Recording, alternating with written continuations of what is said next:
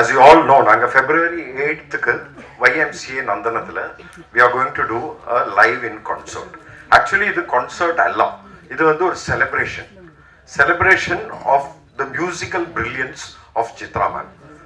Ma'am வந்து last 47 years இண்டஸ்ட்ரியில நமக்கு எல்லாருக்கும் தெரிஞ்சா நம்மள எல்லாருமே என்டர்டெயின் பண்ணிட்டு இருக்கா. இதுல ஒரு 41 years தமிழ் இண்டஸ்ட்ரியிலே பாடியிருக்காங்க. இன்னைக்கு வேர்ல்ட்ல டாப் 10 ஃபீமேல் சிங்கர்ஸ் எடுத்துடலாம். அதுல perfect secure pitching, secure rhythmic content, expression, இதுல எல்லாம் ma'am is rated highest in the world. அதுக்கு புறமே மேமுக்கு வந்து நோட்டேஷன் ஸ்கில் ரைட்டிங் வேற உண்டு. ஒரு பாட்டு லிரிக்ஸ் கொடுத்தாச்சுன்னா கீழே டக்குன்னு ஸ்வரமும் எழுதி ஒரு இடத்துல காமா போடுவா, அந்த இடத்துல கரெக்டா பிரெத்தும் எடுக்கிறது மேம் எக்ஸ்பர்ட் ஆகுது. ஸோ இதுல என்ன பியூட்டி கேட்டா மியூசிக் டைரக்டர்ஸ்க்கு it is very easy to record Chitra ma'am because she can take up any challenge. அதனால தான் இன்னைக்கு இந்தியாவிலே இருக்கிற all top composers they have used her and are continuing to use her. So it's a great honor for us to associate with Noise and Grains and with Canara Bank who are supporting us to do this event in Chennai. Chennai is ma'am's own home ground. And the video paatha madari Chennai has given ma'am everything. So it's the right place to do the concert. So with 18,000 songs, we are not doing a concert, we are doing a celebration of Chitra's ma'am's musical brilliance. And we are sure that she is going way ahead and continuing to entertain all of us. அப்போ எங்களுக்கு நீங்கள் இங்கே வந்ததுக்கு ரொம்ப thanks. We request you to ensure to spread this news of this celebration of the musical brilliance of Chitra ma'am, which is in 5th decade, and help us create a grand event which will be remembered all over the world from now. Thank you so much. Chitra மேடமோட பேர் சொன்னா சென்னை மட்டும் இல்லை, India மட்டும் இல்லை, உலகம் ஃபுல்லாகவே famous. So இந்த மேடம் ஓட இவெண்ட், இது இவெண்ட் இல்லை சார் சொன்ன மாதிரி, this is a celebration that we are going to conduct on Feb 8th. So being a part of this celebration, Canara Bank is very much privileged to sponsor this event. Madam, we thank you for this opportunity. E-Launch Events, we thank you for this opportunity. So as a Canara Bank, I want to welcome each and everyone from all over the world to come and participate in this event. Thank you. எல்லா வாட்டியும் நாங்கள் வரோம், ஏதோ ஒன்று பண்ணுறோம், ஆனால் எல்லா வாட்டியும் ஒருத்தவங்க கூட நிற்கிறது நீங்கள் எல்லாருமே தான். எல்லாருமே இப்போ சொன்னார் நாய்ஸிங் கிரைன்ஸோட வெற்றியும் கிடையாது, இது நம்மளோட வெற்றி. ஏன்னா இன்னைக்கு வந்து ஒரு தமிழ் அப்படின்ற ஒரு லாங்குவேஜ் பார்த்தா இப்போ என் பேர் மகாவீர் அப்படின்னு ஏதோ யோசிப்பீங்க. பட் சத்தியமாக பான் பாட்டப் எல்லாம் இங்கே தான்.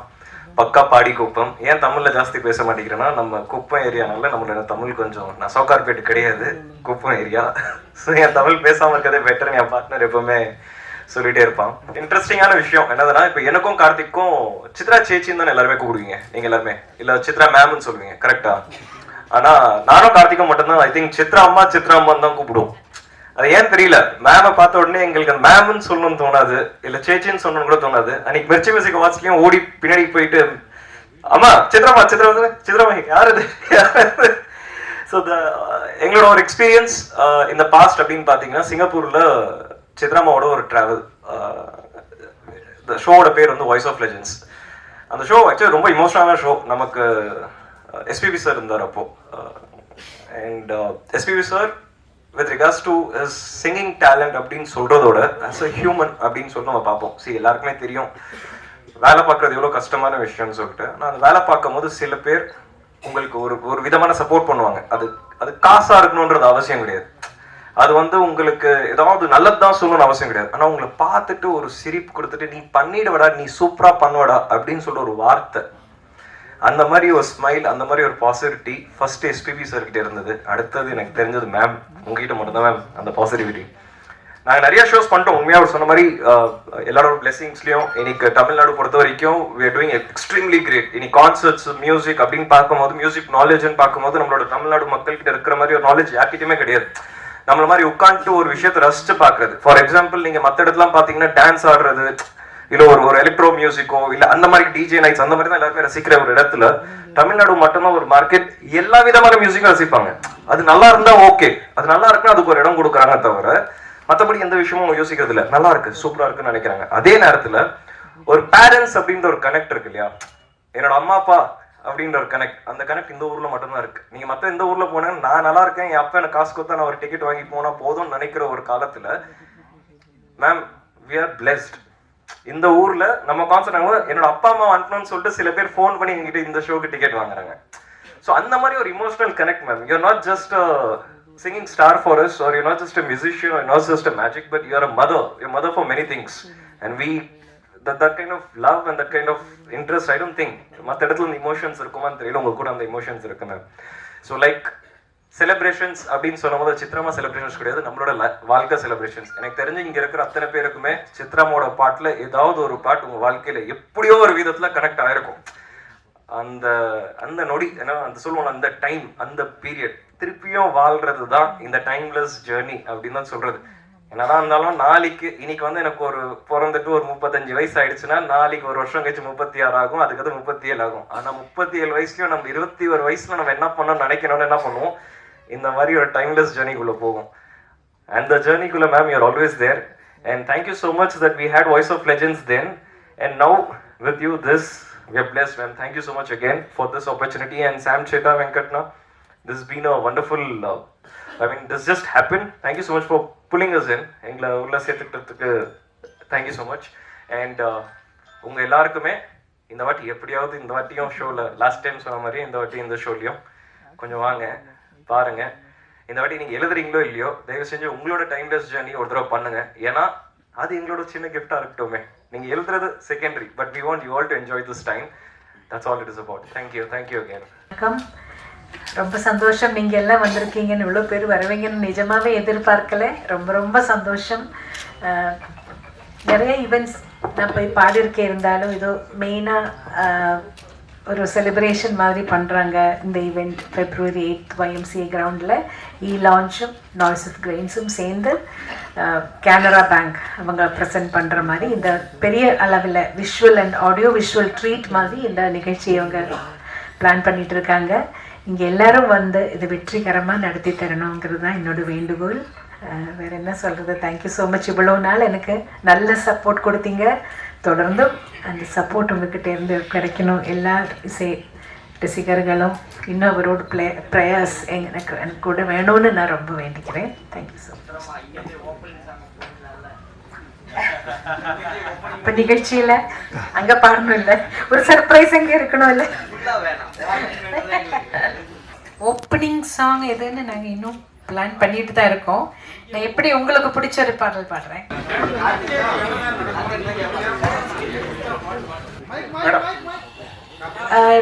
3 hours தான் பிளான் பண்ணியிருக்கோம். 28 வரைக்கும் 26 to 28 சாங்ஸ். அது எவ்வளோ நேரம் போகுது அப்படி. சித்ரா மேடம், நீங்க 25,000 பாட்டு பாடினா கூட தன்னம்பிக்கை உள்ள பாட்டா வந்து இந்த ஒவ்வொரு பூக்களே பாட்டு வந்து இன்னைக்கும் வந்து அவ்வளவு பேசப்படுது. அந்த பாட்டோட அனுபவத்தை சொல்லுங்க. எவ்வளவு பேர் வந்து நாங்க ஜெயிச்சிட்டோம், எங்களுக்கு ரொம்ப அது வந்து என்கரேஜா இருந்துன்னு சொல்லியிருப்பாங்க. ஆமா, எனக்கும் ஒரு சில கச்சேரிகள்ல போகும்போது நிறைய பேர் அப்படி சொல்லியிருக்காங்க. அவங்களுக்கும் வாழ்க்கையில தோல்வி அடைஞ்சு வாழ்க்கை வேண்டாங்கிற ஒரு முடிவெடுக்கும் போது இந்த பாடல் கேட்டவங்க அந்த முயற்சியில இருந்து வெளியில வந்துட்டாங்கன்னு சொல்லி நிறைய பேர் எனக்கும் சொல்லியிருக்காங்க. 2-3 பேர், நிறைய இல்லை, 2-3 பேர். ஸோ ரொம்ப சந்தோஷம்தான். அந்த ஒரு பாட்டில் வந்து நான் என்னோட கான்ட்ரிபியூஷன் ஒன்றும் இல்லை. பா விஜய் சார் எழுதினது, பரத்வாஜ் சார் இசையமைத்தது, நான் என்னோட குரல் கொடுத்தேன், அவ்வளோதான் நான் செஞ்சேன். ஆனால் அது நிறைய பேரோட மனசில் போய் சேர்ந்துருக்குன்னு நினைக்கும் போது ரொம்ப சந்தோஷம். ரெக்கார்டிங்கில் வந்து சேரன் சார் வந்து நான் பாடிட்டு போயிட்டு அடுத்த நாள் மறுபடியும் என்ன வர சொன்னாங்க. அதில் ஒரு சில வரிகள் இன்னும் கிளாரிட்டி வேணும் அப்படின்னு சொல்லி மறுபடியும் 2-3 லைன்ஸ் என்ன மறுபடியும் பாட வச்சாங்க. அப்படிதான் அந்த பாடல். இல்ல என்னோட சேர்ந்து 4 சிங்கர்ஸ் இருக்காங்க. மது பாலகிருஷ்ணன் அவர் இருக்காரு, சத்ய பிரகாஷ் இருக்காரு, திஷா பிரகாஷ்ன்னு சொல்லி இப்போ ரீசெண்டா ஒரு புது பாடகி ரொம்ப அருமையா பாடும், அவங்களும் கலந்துக்கிறாங்க. ரூபா ரேவதின்னு ஒரு சிங்கர், அவங்க பாடுவாங்க, அதோட வயலினும் வாசிப்பாங்க. நாங்க இவ்வளவு பேர் சேர்ந்துதான் பண்ண போறோம். 3 மணி நேரம் எல்லாம் பாட முடியாது. இந்த 20,000 பாட்டுல இருந்து இந்த 26-28 பாட்டை நீங்க செலக்ட் பண்றீங்களா, இவங்க எல்லாம் செலக்ட் பண்றாங்களா, இல்ல ரசிகர்கள் செலக்ட் பண்ணிருக்காங்களா? நாங்க எல்லாரும் ஒரு டீமா உட்காந்து தான் செலக்ட் பண்ண போறோம். பாப்புலரான சாங்ஸ் ஜனங்களுக்கு பிடிக்குங்கிற மாதிரி எல்லாருக்கும் அவங்கவங்க சாய்ஸ் இருக்கும் இல்லையா, அந்த மாதிரி எல்லாரும் சேர்ந்து தான் நாங்க செலக்ட் பண்ணோம். எங்களுக்கு 20,000 பாட்டும் பிடிக்கும், போடுறது ரொம்ப கஷ்டம். இந்த லிஸ்ட் போடுறதே நம்ம மேடம் நீங்க அறிமுகமாகி இத்தனை வருஷம் ஆயிடுச்சு, ஆனா இது வரைக்கும் ஒரு தனி கச்சேரி பண்ணணும்னு ஏன் நினைக்கல? இப்போ ஆரம்பிச்சு பண்றதுக்கு உண்டான காரணம் என்ன? அப்படின்னு இல்லை, நான் தமிழ்ல கச்சேரிகள் பண்ணியிருக்கேன். ஆனா இந்த மாதிரி வெளியே பெருசா அந்த கிராண்ட் ஸ்கேல்ல பண்ணல. நான் மலையாளத்துல நிறைய கச்சேரிகள் பண்றேன், தமிழ்ல கூட பண்ணியிருக்கேன்.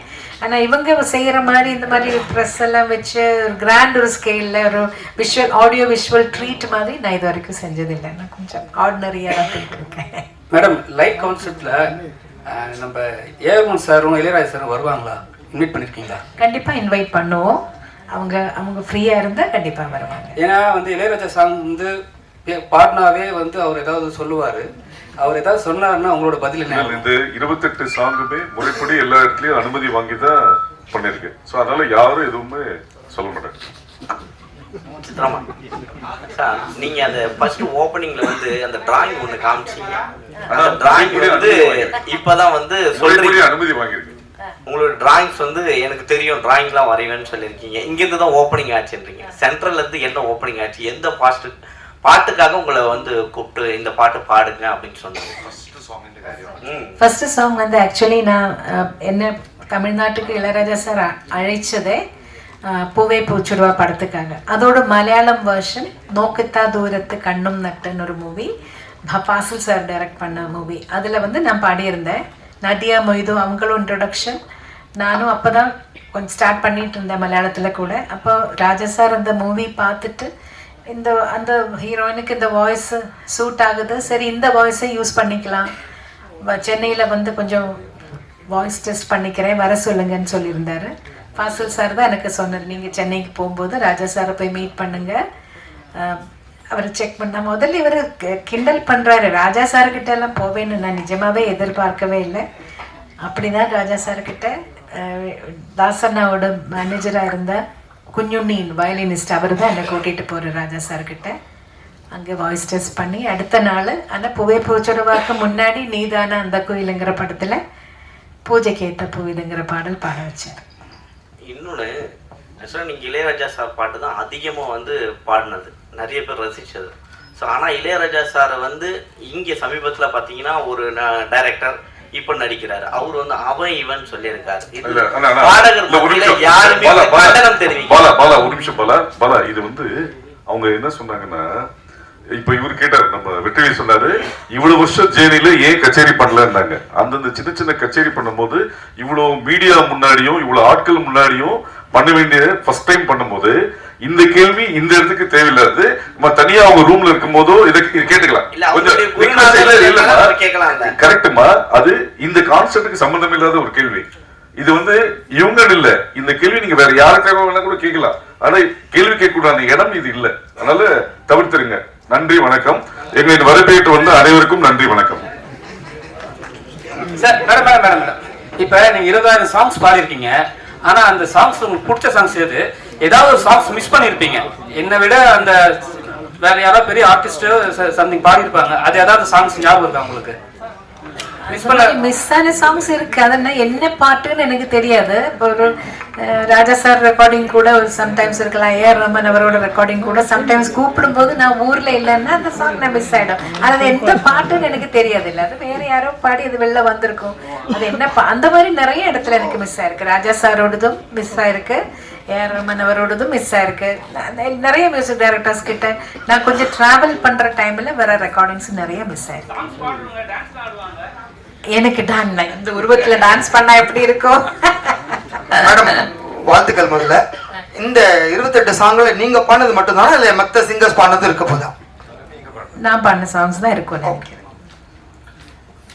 நாங்க கேட்டு வளர்ந்ததெல்லாம் எஸ்பிபி சித்ரா, மனோஜ் சித்ரா இப்படி கேட்டுதான் நாங்க வானொலியில வளர்ந்துருக்கோம். இப்போ எஸ்பிபி சார் பாடின சாங்ஸ், மனோ பாடின சாங்ஸ் இதுல இருக்குமா? அதெல்லாம் இருக்கும் கண்டிப்பா. ரெண்டு மேல் சிங்கர்ஸ் இருக்காங்கல்ல, அவங்க மாத்தி மாத்தி பாடுவாங்க. மேடம், உங்களை சின்ன குயில் சித்ரா தான் கூப்பிடுவாங்க. நீங்க 47 வருஷமா பாடுறீங்க, 25,000 பாட்டு, 6 நேஷனல் அவார்டு. இப்ப பெரிய குயிலா இருப்பீங்க. இன்னைக்கு இல்ல ஆகலாம் இல்ல. இப்ப உள்ள பாடகைகளை சின்ன குயில்னா உங்களுக்கு பிடிச்ச பாடகைகள் யார் சொல்லுவீங்க? ஒரு 2-3 பேரா சொல்லுங்க. ஐயோ, நிறைய இப்ப அதர் சிங்கர்ஸ் நிறைய பேர் நல்ல டேலண்டடா இருக்கிற நிறைய சிங்கர்ஸ் இருக்காங்க. அஃப்கோர்ஸ் ஸ்ரேயா கோஷல், ஸ்வேதா, சின்மயி, சொல்லிட்டே போல நிறைய இருக்காங்க. ரொம்ப டேலண்டடா இருக்கிற நிறைய சிங்கர்ஸ் இருக்காங்க. ஒவ்வொரு பாடல் கேட்கும்போது அந்த சிங்கர்கிட்ட நம்மளுக்கு ஒரு ஐயோ ரொம்ப அழகா பாடுறாங்களே அப்படின்னு தோணும்.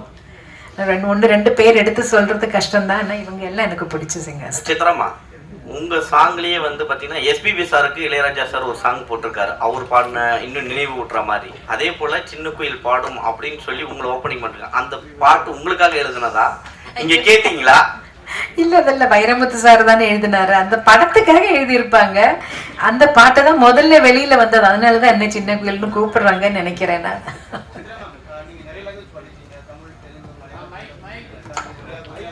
ஒரு நிமிஷம் பாலாஜி, ஒரு நிமிஷம் மைக்ல பேசு. சித்ரா மேம் வணக்கம் அண்ட் வாழ்த்துக்கள். நீங்க நிறைய லாங்குவேஜ் பாடிருக்கீங்க, எஸ்பெஷலி தமிழ், தெலுங்கு, மலையாளம், கன்னடம், ஹிந்தி, அசாமி, ஒரியா, குஜராத்தி, போஜ்பூரி, ஹரியான்வி, துளுன்னு மிஸ் பண்ண லாங்குவேஜ் எது? நீங்க இந்த லாங்குவேஜ் மட்டும் பாடாம விட்டுட்டோம். ஏன்னா இந்தியன் லாங்குவேஜ்ல எல்லாமே பாடிருக்கீங்க. பஞ்சாபியும் பாடியிருக்கேன். ஆமா, எந்த லாங்குவேஜ் மிஸ் பண்ணிட்டீங்க? குஜராத்தி பாடல நினைக்கிறேன். சரி, இன்னொரு கேள்வி, நீங்க எது பாடினாலும் அந்த வார்த்தைகள் ஸ்பஷ்டமா இருக்கும், அந்த லாங்குவேஜ் வந்து அவ்வளவு உணர்ந்து பாடுவீங்க. என்ன லாங்குவேஜ்ல எழுதி பாடுவீங்க ஜெனரலா?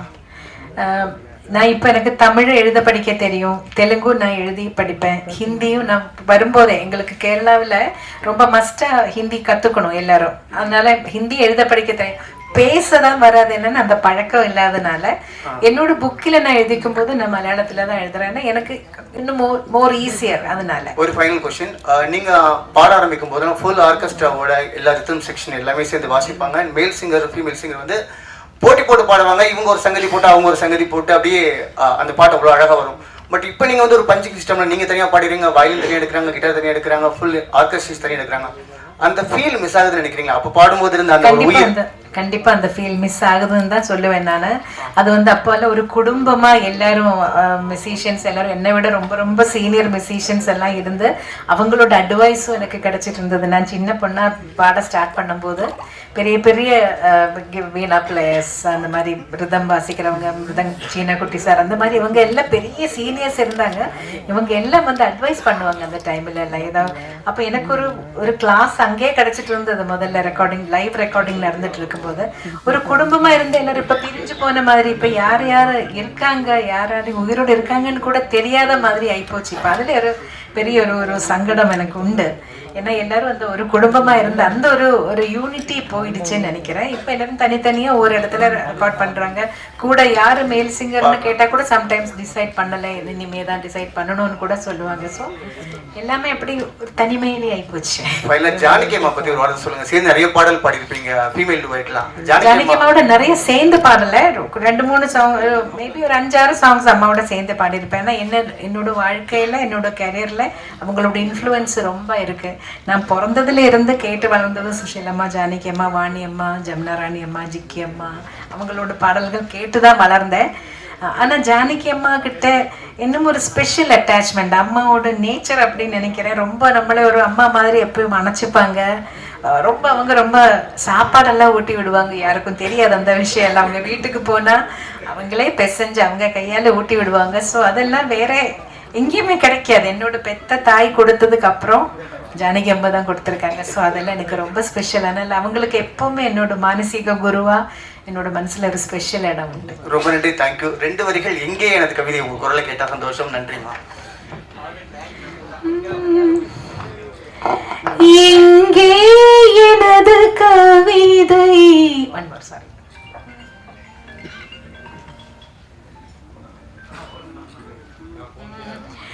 எங்கே எனது கவிதை, கனவிலே எழுதி மடித்த கவிதை, எங்கே எனது கவிதை, கனவிலே எழுதி மடித்த கவிதை, விழியில் கரைந்து விட்டதோ அம்மம்மா, விழியில் அழித்து விட்டதோ,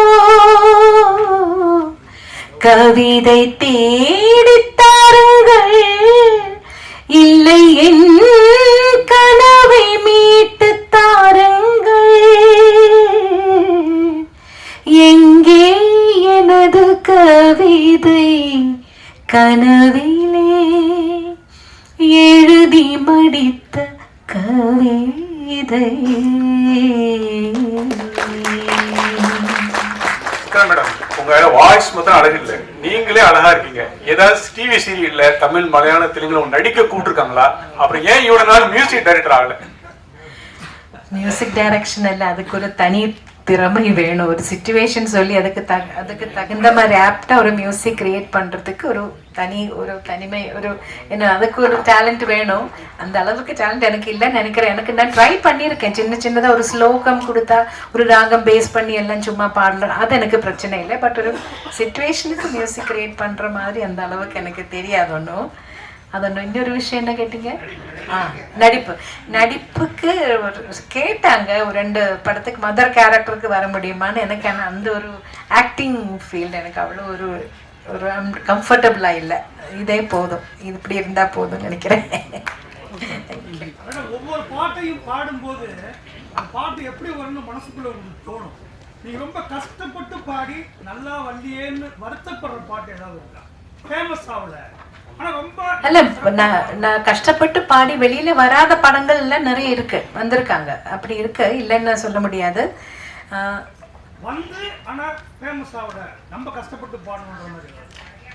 அந்த மாதிரி நினைச்ச அளவுக்கு ஒரு வெற்றிகரமா போகாத படங்கள் இருக்கு. எதுன்னு இப்ப நீங்க கேட்டா டக்குன்னு எனக்கு சொல்ல முடியல. பட் இருக்கு அந்த மாதிரி நல்லா வரணும்னு நினைச்சுக்கிட்டது எங்கேயுமே எட்டாம போன சாங்ஸ் கூட வந்திருக்கு நிறைய. கஷ்டப்படுறது எல்லா பாட்டுக்கும் ஒரே மாதிரி தான் நம்ம எஃபர்ட் போட்டு தான் பாட போகிறோம். எதுவுமே ஈஸியாக பண்ணி இது கிடையாது. எல்லாத்துக்கும் அதோட ஒரு நம்ம எஃபர்ட் கண்டிப்பாக போட்டு தான் ஆகணும்.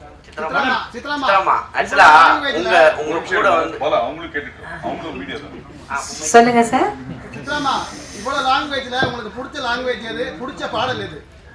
ஐயோ, அது கஷ்டம் அதை சொல்றது.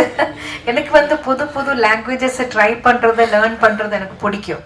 எனக்கு ட்ரை பண்றது ரொம்ப இஷ்டம். ஆனால் தெரியாத லாங்குவேஜ் பாடும்போது இப்போ தெரிஞ்ச லாங்குவேஜ் பாடுற அளவுக்கு ஈஸியா இருக்காது. கண்டிப்பா ஒவ்வொரு வார்த்தையோட மீனிங் என்னன்னு கேட்கணும், அதை அவங்க எப்படி உச்சரிக்கிறாங்கன்னு கேட்கணும். அதுக்கு நானே ஒரு கோடு லாங்குவேஜ், சைன் லாங்குவேஜ் மாதிரி போட்டு நான் ப்ரொனன்சியேஷன் சரியா வரணுங்கிறதுக்காக அது இன்னும் ஜாஸ்தி டைம் எடுக்கும், இன்னும் ஜாஸ்தி எஃபர்ட் போடணும். அதாவது இருட்டுல இருக்கீங்க தெரியல மேடம். அதாவது படங்கள் இன்ஸ்ட்ருமெண்ட்ஸ்ல வாசிக்கிற வரைக்கும் எப்படி இருந்துச்சுன்னா மியூசிக் லிரிக்ஸை ஓவர் ரூல் பண்ணாம இருந்துச்சு. அங்க இந்த சிங்கர்ஸ்க்கான ரெகக்னிஷன் நல்லாவே இருந்துச்சு. ஒன்ஸ் இட் பிகேம் டிஜிட்டலைசேஷன் ஆனதுக்கு அப்புறமா அந்த முக்கியத்துவம் இல்லாம போயிடுச்சு. அதை பத்தி உங்களோட கருத்து என்ன மேடம்? இல்லை, பழைய காலத்தில் எல்லாமே லைவ் இன்ஸ்ட்ருமெண்ட்ஸ் யூஸ் பண்ணிட்டு இருக்கிறப்போ எல்லாமே நல்ல கிளியராக இருந்தது. இப்போ எலக்ட்ரானிக்ஸ் கொஞ்சம் அதிகமாக வரும்போது தான் அப்படி வார்த்தை பளிச்சுன்னு தெரியாம கொஞ்சம் அப்படி போறது. அதனால தான் நினைக்கிறேன். இல்லை, அதுதான் மேடம். அது ஒரு பாதிப்பா இருக்காதா? அது எதனா வழிமுறை இருக்காதா பண்றதுக்கு? நீங்க அதுதான் நான் கேட்கிறேன் உங்ககிட்ட as a singer. ஏன்னா you are an experienced veteran. எல்லா தடவை நாங்க சொல்லுவோம், மெயினா வாய்ஸ் மெயின் வச்சுட்டு பேக்ரவுண்ட் ஸ்கோர் இது கொஞ்சம் பேக்ரவுண்ட்ல இருக்கிற மாதிரி வைக்க சொல்லுவோம். ஆனால் ஒவ்வொரு மியூசிக் டைரக்டருக்கு அவரோட காதில் அது எப்படி எல்லாமே மிக்சிங் பண்றவங்களோட இயர்ஸை பொறுத்த வரைக்கும் இருக்கும். அவங்களுக்கு அது எப்படி கேட்குதோ, எப்படி வேணும்னு நினைக்கிறாங்களோ அப்படிதான் மிக்ஸ் வெளியில வரும். நம்ம பாடி முடிச்சு போயாச்சுன்னா மிக்சிங்கில் எல்லாம் நாங்க போய் உட்காரது இல்லை, எங்களுக்கு தெரியாது. பாட்டு வெளியில வரும்போது தான் இது இப்படி வந்திருக்குன்னு புரியும். தேங்க்யூ.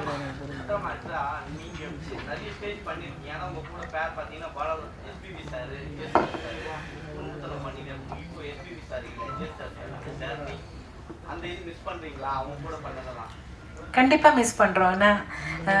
நான் ஸ்டார்ட் பண்ணது ஜெயசுதாஸ் சாரோட. அவர்கிட்ட இருந்து ஒவ்வொரு கச்சேரியில ரெக்கார்டிங்ல கூட பாடின அனுபவமே எனக்கு என்னோட மியூசிக்கல் ஜேர்னில ரொம்ப ஹெல்ப் பண்ணியிருக்கு. ஒரு மைக் எப்படி ஃபேஸ் பண்றது, அதுல அந்த பாப்பர் ஸ்டாப்பர் இல்லாம, முன்னாடி எல்லாம் அந்த ஃபில்டர் இல்ல, பாப் ஃபில்டர் இல்லாம ப்ளோ வராம பாப்பு வராம எப்படி பாடுறாங்கிறதெல்லாம் அவங்க உச்சரிப்பில் அதெல்லாம் அது ஒரு டெக்னிக். அவங்களுக்கு தெரியும், இவ்வளோ வருஷம் எக்ஸ்பீரியன்ஸ்ல. அதெல்லாம் அவங்க கூட நின்று பாடினதுல நான் கொஞ்சம் அவங்க கிட்ட இருந்தெல்லாம் கத்துக்கிட்டேன். ஒவ்வொரு வார்த்தை சொல்றது எப்படி, எக்ஸ்பிரஷன் எப்படி கொடுக்குறாங்க ஒவ்வொரு பாட்டுல, அதெல்லாம். அதே மாதிரி எஸ்பிபி சாரை பத்தி சொல்லும்போது எனக்கு தமிழ் லாங்குவேஜ், தெலுங்கு லாங்குவேஜ் ரெண்டும் அவ்வளோ எனக்கு ஸ்பஷ்டமா வர்றதுக்கு முன்னாடி ரொம்ப ஹெல்ப் பண்ணியிருக்காங்க. ஒவ்வொரு வார்த்தையோட இந்த வார்த்தைக்கு என்ன மீனிங், அதை எப்படி பாடினா அதை அந்த எக்ஸ்பிரஷன் எப்படி வரும், இந்த மாதிரி நிறைய அவரோட சேர்ந்து பாடினதுல நான் கற்றுக்கிட்டேன் சார்கிட்ட இருந்து. அது மட்டும் இல்லை, ஒரு ஹியூமன் பீயிங்காக எப்படி கூட இருக்கிற கலைஞர்களோடனா அவரோட சேர்ந்து பணியாற்றுறவங்களெல்லாம் எப்படி அன்பாக எவ்வளோ பாசத்தோட அவங்களுக்கு எவ்வளோ கேர் பண்ணுறாங்கங்கிறதும் நான் நிறைய தடவை விட்னஸ் பண்ணியிருக்கேன். அமெரிக்கால எல்லாம் போகும்போது நாங்கள் ஒரு கச்சேரி முடிச்சு அடுத்த நாள் ஃப்ரைடே சாட்டர்டே சண்டே 3 நாளைக்கு கச்சேரி இருந்தா, இப்போ சாட்டர்டே கச்சேரி முடிச்சு சண்டே தூங்காமல் எல்லோரும் ரொம்ப டயர்டாக இருப்போம். வந்தால் ஹோட்டலில் வந்து 12 மணிக்கு தான் செக்இன் டைம். நம்ம வந்து 9 மணிக்கு வந்துட்டோம்னா 12 மணி வரைக்கும் வெயிட் பண்ணிகிட்டே இருக்கணும் ரூம் கிடைக்கிறதுக்காக. ஆனால் எஸ்பிபி சாருக்காக ரூமை அவங்க சீக்கிரமாக ரெடி பண்ணி அவங்களே அனுப்பிச்சிடுவாங்க. மற்றவங்க வெயிட் பண்ணுற வரைக்கும் சாரை சொல்லுற நீங்கள் என்ன மட்டும் அனுப்பிச்சிடுவீங்க, அவங்க எல்லாம் என்னோட மை பாய்ஸ் அவங்க எல்லாம் வெயிட் பண்ணிட்டு இருக்கும்போது நான் மட்டும் போய் ரெஸ்ட் எடுக்க முடியாதுன்னு அவரும் அந்த லாபியிலே அவ்வளோ நேரம் உட்காந்த அனுபவம் எல்லாம் இருக்குது. வேறு யாரும் அப்படியெல்லாம் பண்ண மாட்டாங்க. ஸோ அதெல்லாம் பார்க்கும்போது இப்படி ஆளுங்க இருக்காங்க, இப்படி தான் இருக்கணுங்கிறது ஒரு பெரிய பாடமாக. மேடம், நீங்கள் பாடிய இத்தனாயிரம் பாடல்களில் பல்லாயிரக்கணக்கான பாடல்கள் முணுக்கும்படியா இன்னைக்கும் நினைவு வச்சிருக்க மாதிரியா இருக்கு. ஆனா சமீபத்தில் வரக்கூடிய பாடல்கள்ல எதுவுமே ஒரு வரியோட புரிய மாட்டேங்குது. இதை நீங்க எப்படி பாக்குறீங்க மேடம்?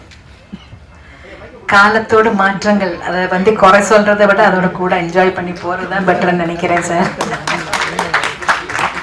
மேடம் மேடம் நீங்க ஜெனரலா பாடல் கம்போஸ் பண்ணிருக்கீங்க, என்ன ராகம் ஜெனரலா ஒரு ஆபீஸ் எனக்காக அந்த ஃபீல கிளப் பண்ணி கேட்டீங்களா? அந்த ஃபீல் கொடுத்தது என்ன ராகம் பண்ணிருக்கீங்க, இல்ல நீங்களே வந்து நோட்டீஸ் செய்யும்போது ஒரு அளவுக்கு பாட்டுக்கு மியூசிக்கிலே ஒரு ராகத்தை மட்டும் பேஸ் பண்ணி வர்ற சாங்ஸ் அந்த மாதிரி மியூசிக்கல் ஃபிலிம்ஸ்ல மட்டும்தான் மோஸ்ட்லி அப்படி இருக்கும். ஆனா அது அதுலயே பியூர் ராகத்துல இருக்கணும்னு ஒன்றும் கட்டாயம் இல்லை. அது ஃபீலுக்காக ஒரு நோட் மாத்தி கூட பாடினாலும் அதை என்ஜாய் பண்ணுவாங்க. அது ஒரு ஸ்பெஷல் ஒரு ட்ரீட்டா இருக்கும் சம்டைம்ஸ். ஸோ ராகம் என்ன இருக்குன்னு ஓரளவுக்கு கேட்கும்போது ஓரளவுக்கு தெரியும். ஏதாவது தெரியாத ராகமா இருந்தா சாரே சொல்லுவாரு, இது இந்த மாதிரி ராகத்துல பண்ணியிருக்கேன், இது நோட்ஸ் எப்படி வரும்னு அவர் முதல்ல சொல்லுவாரு. மேடம் இப்ப நீங்கெல்லாம் வந்து கஷ்டப்பட்டு பாடி ஜெயிச்சு வந்திருக்கீங்க. இப்போ வர ஆர்டிஸ்ட் எல்லாம் வந்து அவங்களே தன்னிச்சையா பாடி பெரிய லெவலில் பேசப்படுது. அதை நீங்க எப்படி பாக்குறீங்க? ஏன்னா ஸ்பெசிஃபிக்கா தனுஷ் சார், சிம்பு சார்லாம் பாடினாவே மில்லியன் வியூஸ் போகுது. நீங்க அதெல்லாம் எப்படி பாக்குறீங்க? ஏன்னா கஷ்டப்பட்டு வந்துருவீங்க, அதுதான் கேட்குறேன். இல்லை, ஒரு படத்துல அவங்க எல்லாரும் கஷ்டப்பட்டு தான் பாடுறாங்க. அவங்கவுங்க படத்துல அவங்களே பாடணும்னு அவங்க ஆசைப்படும் போது அவங்க பாடட்டுமே, அதுல இப்ப என்ன நம்மளுக்கு ஒண்ணும் இல்லை. எனக்கு வர வேண்டிய பாடல்கள் வருது, நான் சந்தோஷமா எனக்கு என்னால என்ன முடியுமோ அதை பாடி கொடுத்துட்டு போயிட்டே இருப்பேன். மேடம், திரைப்பாடல்களை தாண்டி நிறைய கர்நாடிக் பாடல்களும் நிறைய சிங்கர்ஸ் பாடுறாங்க. நீங்க அது மாதிரி மேடை கச்சேரிகள்லாம் பண்ணியிருக்கீங்களா? நான் 2 கச்சேரி தான் பண்ணியிருக்கேன். ஒன்று திருவையாறில் ஒரு தடவை பாடினேன். அப்புறம் கேரளாவில் சூர்யா ஃபெஸ்டிவல்னு ஒரு பெரிய ஃபெஸ்டிவல் நடக்கும். எல்லா மியூசிஷியன்ஸும் டான்சர்ஸ் எல்லாம் அங்கே வந்து பெர்ஃபார்ம் பண்ணியிருக்காங்க. அதுலேயும் ஒரு தடவை பண்ணேன். எனக்கு என்ன ப்ராப்ளம் வந்ததுன்னா, அட் எ டைம் ரெண்டுமே கொண்டு போகிறது ஃபீமேல் சிங்கர்ஸுக்கு கொஞ்சம் கஷ்டம். வாய்ஸோட டெக்ஸ்டரில் சின்ன டிஃப்ரென்சஸ் வருது. அதனால தான் நான் இப்போ நிறைய ஃபிலிம் சாங்ஸில் பிஸியாக இருந்ததுனால அதுலேயே கொஞ்சம் ஜாஸ்தி கான்சென்ட்ரேட் பண்ணேன். அதான் ஏதாவது 2 லைன் கர்நாடிக்.